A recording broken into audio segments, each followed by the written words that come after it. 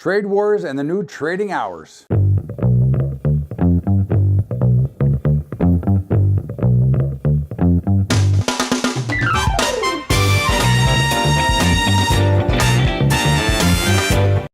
What's up, everybody? Welcome aboard to Bubba's Daily Update. And, well, I guess if we didn't have overnight action, we'd have no action at all. As once again, we had some tariff talk and some stuff going on in China overnight, and the markets were getting clobbered early this morning at about, I don't know, about 2:30, 3 o'clock. The Dow was down about 400 and change, and it looked like the world was coming to an end. The VIX was flying high, and before you know it, the market stalled, slowed, and other than the Dow, which was down about 330, the S&P came back a little bit. The Russell actually closed positive again to another new record, and the NASDAQ cut losses down from over 100 down to about 20 something.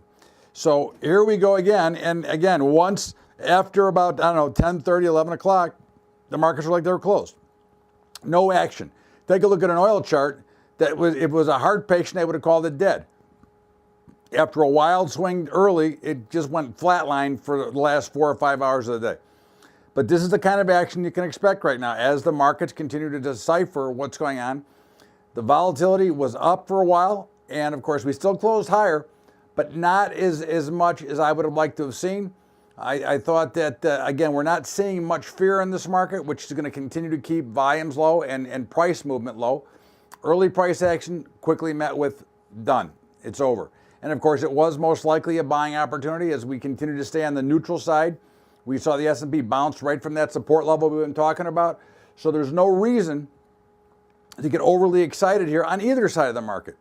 The market's got to commit to a direction, and then we can get a better feel for it. Now, again, I think the most amount of action will come on a sell-off, but again, 10-year was lower again today, so that did show a little bit of a flight to quality. But the big picture is simple. The action remains now.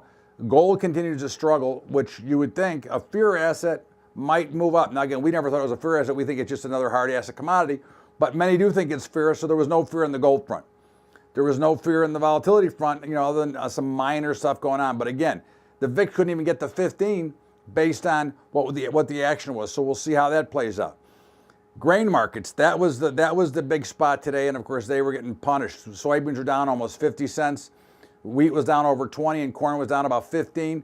Corn actually came back and made a positive print on the day before, closing down a couple of cents. But everything rallied back at least half of what they lost.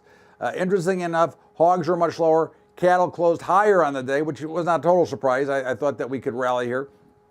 But we're really seeing not a lot. And of course, we're basically just trading China.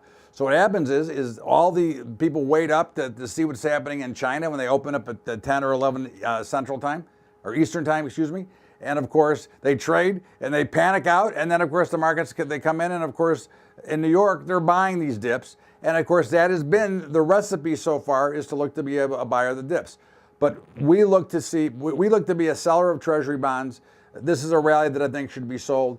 We're looking for a spot at gold. Now, again, I'm not going to jump into gold here because there is a chance that 1240 comes into play, but we are going to watch it. We're still sellers of oil. On any rally, 66 would be our sell level now. And that would be in the August contract. Bitcoin continues to vacillate down around the lower levels, but it has made a higher low. So really, there's not much going on. There's really not a heck of a lot to do. We saw Tesla, after yesterday's big up move, lost it all back today. So I guess all those guys get out of their long stock positions after the short squeeze was going to be here. Now again, we may get a short squeeze here. It may go higher. But I find it interesting that it totally reversed one day after the big announcement. So we'll see how it all plays out. But really, we just want to be very cautious here. Remember, markets that lack volatility lack real opportunity. They are more of a warning sign when there's nothing going on, because usually you can only get trapped on the wrong side of the markets. So let's see what happens. Let's see if these levels hold.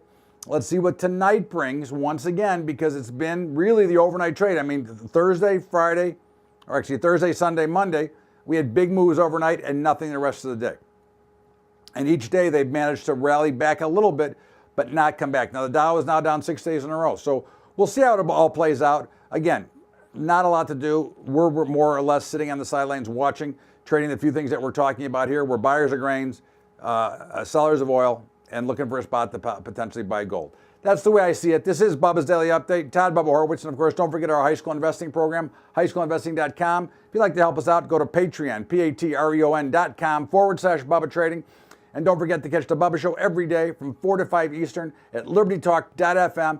Have a great day, everybody. Thanks so much. And we will see you back here tomorrow on Wednesday for Bubba's Daily Update. Have a great day, everybody. Thank you.